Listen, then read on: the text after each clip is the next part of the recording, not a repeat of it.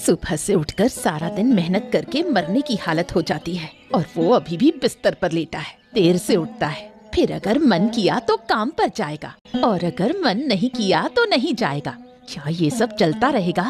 मैं तो अब तंग आ गई हूँ। जिंदगी में कभी कुछ नहीं पाया, किसी तरह एक पति मिला है और मेरी जिंदगी चल रही है। क्या तुम पूरा दिन इसी तरह सोते रहोगे? हाँ हाँ, क्या क्या हो गया? क्या बात है? क्या क्या हुआ बीबी? अरे क्या चोर डाकू आ गए थे क्या, जो तुम इतनी जोर जोर से चिल्ला रही हो? हैं? मैं चिल्लाऊं नहीं तो क्या करूं? सुबह का ध्यान था तुम्हें, बस एक ही खेत में लेटे रहते हो। अब जाओ और उस खेत में काम करो। पूरा दिन तो वहीं बिताना होगा, थोड़ा और सोने दो ना। तुम कुछ तब तक खा पी लो। मैं तुम्हारी सेवा नहीं करूंगी, जरूरत हो तो खुद कर लो। मैं पूरे जीवन तुम्हारी नौकरानी बनने के लिए तैयार नहीं हूँ। अरे सुबह सुबह तुम्हारा मूड खराब रहता है क्या? फिर सारा दिन झगड़ा करती रहती हो, kit kit kit kit kit kit. हैं? तुम मेरे लिए क्या करते हो जो मुझे तुम्हारे साथ मीठे शब्दों में बात करनी चाहिए? कभी मुझे एक अच्छा कपड़ा गहना तो दिया नहीं। हाँ, साड़ी गहने नहीं दिए हैं, लेकिन जो भी दिया है तुम्हें वो कम नहीं है। क्या दिया है तुमने? एक घर तो दिया है, लेकिन उसे पक्का नहीं कर सके। बारिश में छत से पानी टपकता है। रसोई का जो हाल है, उसमें खाना बनाना भी मुश्किल हो जाता है। फिर भी मैं तुम्हारे लिए सब सहन करती रही, अब नहीं सह सकती। अच्छा, तो अब क्या करोगी तुम? बोलो। अब जो मैं चाहूँ वो मुझे चाहिए, नहीं तो मैं खाना नहीं बनाऊंगी। खुद खाना बनाओ और खाओ। हाँ ठीक है बीवी, ठीक है ठीक है ठीक है। जब तक मैं कुछ कर न सकूं तब तक अब मैं इस घर में कदम नहीं रखूंगा, देखना तुम। हाँ, घर में नहीं आओगे तो कहाँ जाओगे? अरे जहां मेरी नजर जाएगी वहां मैं जाऊंगा, लेकिन इस घर में कभी लौट के नहीं आऊंगा। जा रहा हूं, मैं जा रहा हूं। हाँ। बुआ, मेरे पैर में बहुत दर्द हो रहा है। थोड़ा दर्द तो होगा बेटा, पैर टूट गया है ना। ये दर्द तो जल्दी ठीक नहीं होगा। मुझे आयुर्वेदिक इलाज करने दो। थोड़ा सहन करो बेटा, नहीं तो ये दर्द जीवन भर रहेगा। तुम्हें पूरे जीवन के लिए ऐसे ही बैठना होगा। लेकिन बुआ, आप मेरे लिए इतनी मेहनत कर रही हैं, मेरे पास आपको देने के लिए कुछ नहीं है। मैं आपको क्या कहकर धन्यवाद दूं बुआ?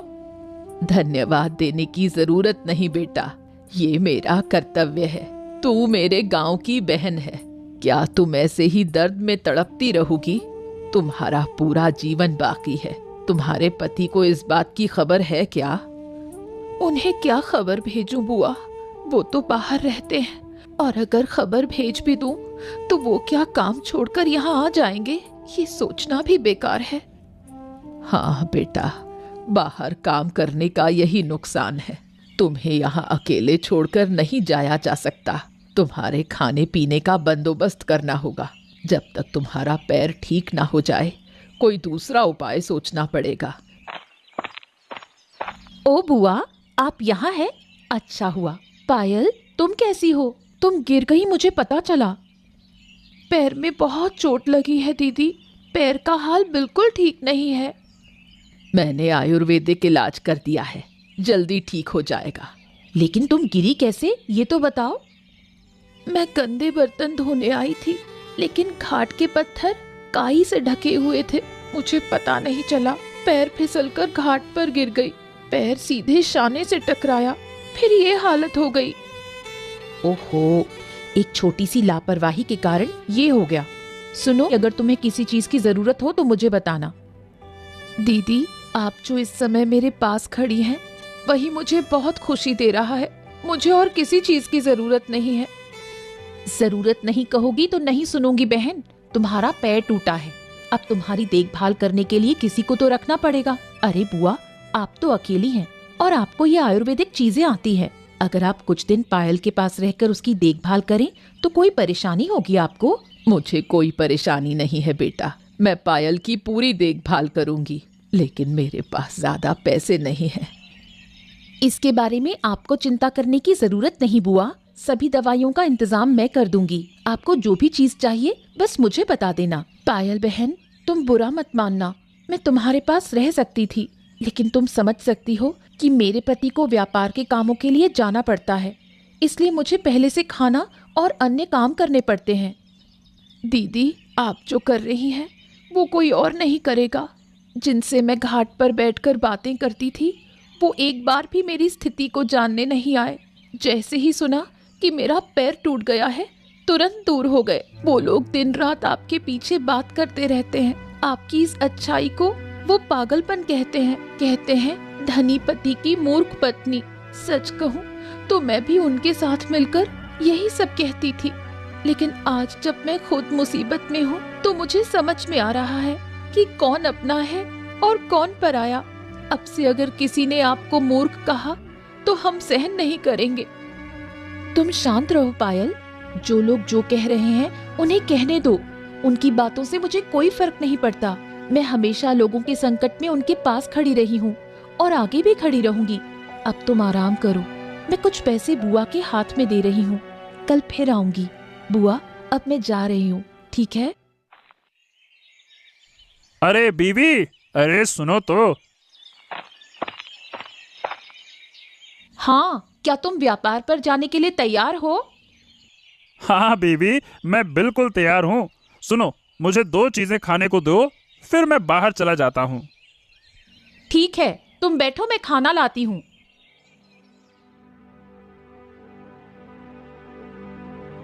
सुनो, मुझे तुमसे कुछ बात करनी है, अगर बुरा ना लगे तो।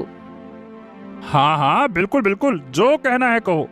लेकिन बीवी, कोई बकवास बातें मत करना, मैं पसंद नहीं करूंगा। साफ साफ बता रहा हूँ, पहले ही बता रहा हूँ। जो भी कहोगी सोच समझ कर कहना, ठीक है ना? हमारी मोहल्ले की पायल, जहीर की पत्नी, वो जो है ना, घाट पर बर्तन धोते वक्त उसका पैर फिसल गया और उसका पैर टूट गया। मैं सोच रही थी अगर हम कुछ पैसों से उसकी मदद कर दें तो अच्छा होगा। अरे ये तुम क्या कह रही हो बीवी?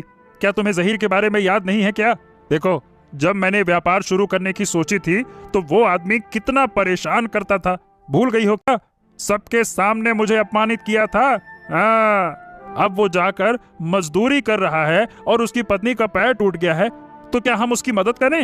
हैं? सुनो, अगर वो लोग बुरे हैं तो इसका मतलब ये नहीं कि हम भी बुरे हो जाएं। हमें तो दूसरों की मदद करनी चाहिए, खासकर उनकी जो मुश्किल में है। अगर हम इस वक्त मदद नहीं करेंगे तो कब करेंगे? है, पता नहीं, मैं तो बिल्कुल नहीं समझता कि तुम्हारा दिल इतना अच्छा कैसे है। अरे जो लोग तुम्हारे पीछे तुम्हारी हंसी उड़ाते हैं, तुम उन्हीं लोगों के दुख में खड़ी हो जाती हो। और क्या इस गांव के लोगों को कोई शिक्षा नहीं है? वो तुम्हारे बारे में बातें करते रहते हैं, तुम्हें पता भी नहीं है। मुझे पता है लोग क्या कहते हैं। वो कहते हैं कि मैं भोली हूँ। हाँ बीबी, वो यही कहते हैं। दरअसल हमारा अच्छा होना उन्हें नहीं भाता है। तुम्हारा अच्छा दिल उनके लिए एक समस्या है, समस्या। अरे वो बस बेमानी बातें करने में लगे रहते हैं। हाँ, वो जो कहते हैं कहने दो, हमें बस सही काम करना चाहिए। हाँ ठीक है बीबी, ठीक है, तुम जो कहोगी वही होगा। मैंने आज तक तुम्हें किसी भी चीज को करने से रोकने की कोशिश की है क्या? नहीं की ना, और ना ही करूंगा। तुम्हारी जैसी पत्नी मिलना मेरे लिए सौभाग्य की बात है। तुम एक काम करो, जाओ पायल को मदद दे आओ, मुझे कोई एतराज नहीं है, ठीक है? और हाँ, अगर कुछ बाहर ले जाना पड़े तो मुझे बताना, मैं इंतजाम कर दूंगा, ठीक है ना? ठीक है, तुम खाओ। बात करते करते खाना ठंडा हो गया। खबर सुनी है? पायल गिरकर पैर तोड़ चुकी है। क्या तुम एक बार हाल पूछने नहीं जाओगी? तुम तो पागल हो गई हो क्या रत्ना? इस समय कोई जाकर हालचाल पूछता है क्या? 2-4 दिन बाद चलेंगे, तब जाकर थोड़ी बातें करेंगे, पर अभी इस वक्त जाना बिल्कुल ठीक नहीं है। सही कहा, अगर अभी गए तो हमारे लिए भी मुश्किल हो जाएगी। वो हमसे कुछ ना कुछ मांगने लगेगी, पैसे की मदद, कुछ और। नहीं नहीं, हम ऐसा नहीं कर सकते। सुना है नीलिमा आज पायल से मिलने गई थी। वो तो अमीर घर की मूर्ख बहू है, वो जैसा करेगी वैसा करना। चली जाए मिलने, फिर देखेगी कि असलियत क्या है। वैसे वो बड़े लोग हैं, इस वक्त तो उन्हें किसी को पैसे से मदद करने में कोई परेशानी नहीं होनी चाहिए, लेकिन फिर भी पायल से मिलने जाना इस समय मूर्खता ही लगेगी। क्या करें, वो तो गरीब है। ऐसे लोगों को हमेशा कुछ न कुछ चाहिए ही होता है। सही कहा तुमने। मेरे पति ने तो मुझे मना कर दिया है पायल के घर जाने से, और अगर गई भी तो गरीबों जैसा दिखाकर 2 शब्द सहानुभूति के बोलकर जल्दी से वापस आ जाएंगे। जब हम दोनों जाएं तो साथ में जाएंगे। अच्छा, अब चलो पानी ले चलते हैं, खाना बनाने का वक्त हो गया है।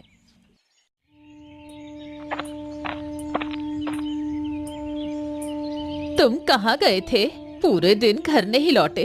मैं तो चिंता करते करते बीमार हो गई थी। अब से मैं हर शाम इसी वक्त घर लौटूंगा। हाँ। क्या हुआ? क्या तुम मुझसे नाराज हो गए? अरे नहीं गिन्नी, नाराज नहीं। बगल के गांव में एक मिल में नौकरी मिल गई है। क्या तुम सच कह रहे हो? अब तुमसे क्यों झूठ बोलूं?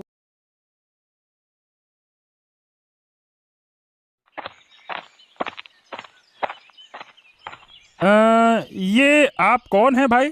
आपको तो मैंने इस गांव में पहले कभी नहीं देखा। कहाँ जा कहाँ रहे हैं? मैं कहीं नहीं जा रहा दादा। घर में पत्नी की झंझट से मैं घर छोड़कर चला आया हूँ।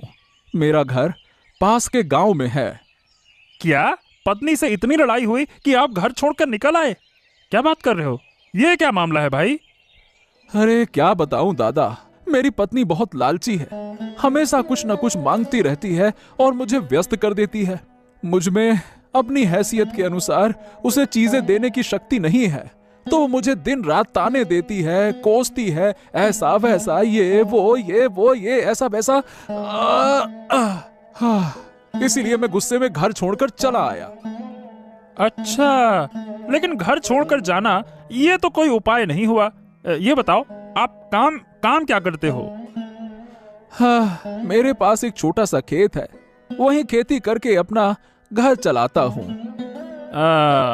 मुझे माफ करना दादा, अब इस जमाने में सिर्फ एक खेत की खेती करके घर चलाना बहुत मुश्किल है। देखो, अब समय बदल चुका है, मांग बढ़ चुकी है। अगर आप समय के साथ नहीं चलेंगे तो घर में अशांति तो जरूर आएगी। इसमें पत्नी का कोई दोष नहीं है। तो आप कहना क्या चाहते हैं दादा, कि क्या सारा दोष मेरा है?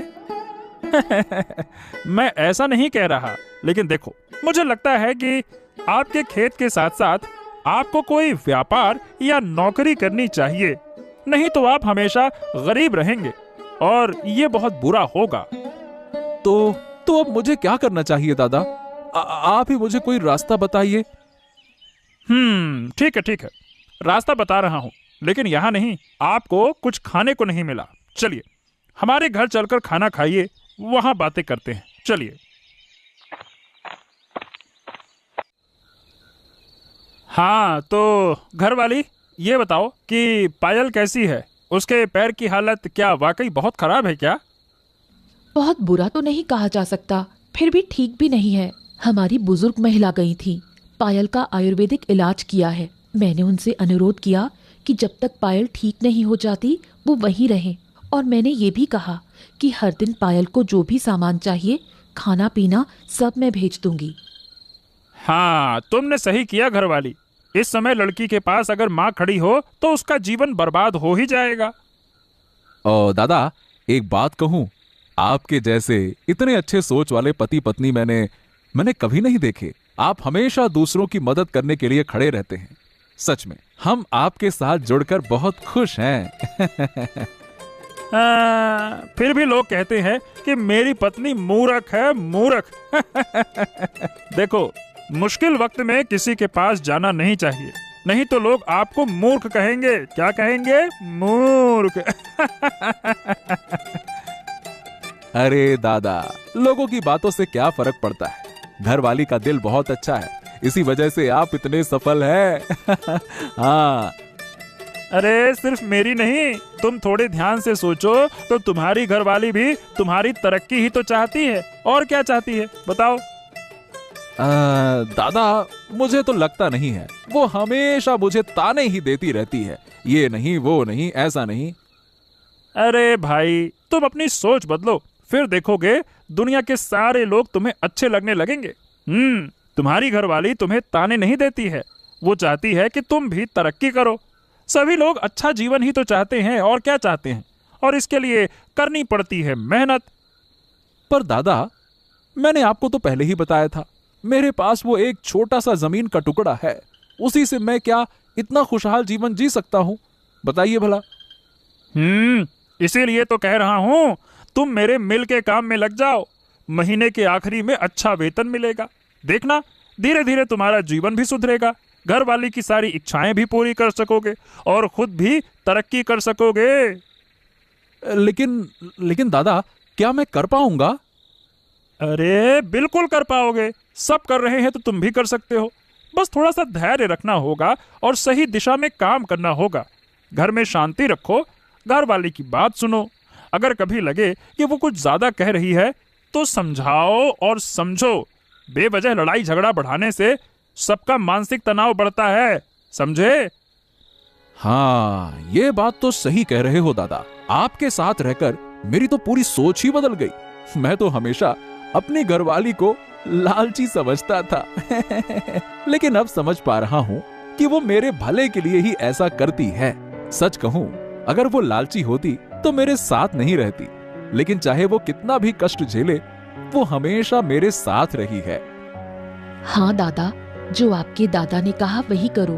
तुम भी अपने दादा की मिल में काम ढूंढो। किसी को ये मत बताओ कि तुम्हारे दादा ने तुम्हारी मदद की। बस चुपचाप अपने काम में लग जाओ। देखना, तुम्हारा घर बहुत खुशहाल होगा और कभी कभी घर वालों को कुछ उपहार देना अच्छा रहेगा। गिन्नी, तुम ये बात मुझसे कह रही हो? इसका मतलब तुम खुद भी उपहार चाहती हो, क्यों? बगल के गांव में एक मिल में नौकरी मिल गई है। देखो, इस खुशी में तुम्हारे लिए साड़ी और मिठाई लाया हूँ। हाँ, कल सुबह जल्दी उठकर खाना बना देना, मुझे काम पर जाना है। हाँ। लेकिन अचानक इतना कुछ कैसे हो गया? तुम्हारी सोच में इतना बदलाव? कुछ खास नहीं हुआ, बस मेरी सोच बदल गई, ऐसा समझो।